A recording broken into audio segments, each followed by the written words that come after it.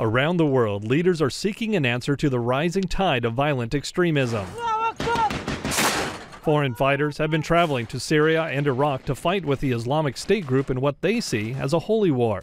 Recently, the British Prime Minister urged the defeat of violent ideology after another deadly attack stunned her country. We must do more, much more, to take on and defeat the evil ideology of Islamist extremism.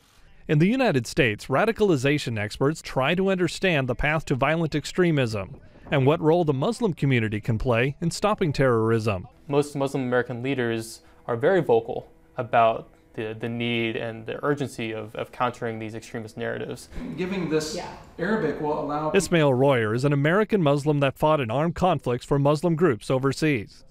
He believes that the wisdom he's gained from his past can help steer others away from violent extremism. God wants good for his creation, Muslim and non-Muslim. And so we have to do what we can to leave this world a better place for everyone. Royer grew up in the Midwest, a suburban St. Louis kid from a Catholic family. By the time he was 21, he had converted to Islam and headed overseas to the Bosnian War in the mid-1990s, hoping to help fellow Muslims against Serbian ethnic cleansing. I told them, well, I would kind of like to, I think, volunteer in humanitarian work, or I might, fight in the army.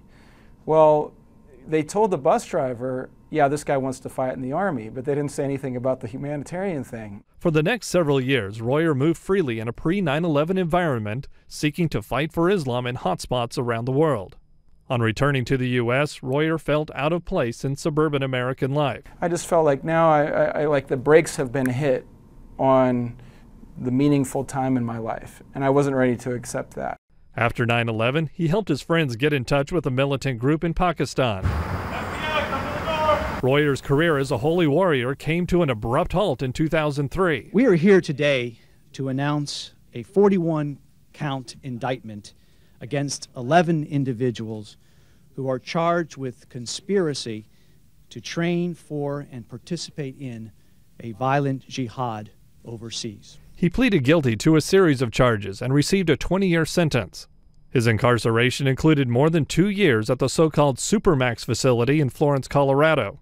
There, he found himself debating Islam, violence, and peace with fellow prisoners like shoe bomber Richard Reed. I've done a lot of this type of work in prison, so with people in these various terrorism units, and sometimes I've had success and sometimes I've had spectacular failures. Royer was recently released from prison and now works with the Center for Islam and Religious Freedom. My life is a history or a series of causes that I just can't get away with. I can't get away from it. I have to just embrace that. Though religion played a role in leading him to violent conflict, Royer says faith can also play a role in fostering peace.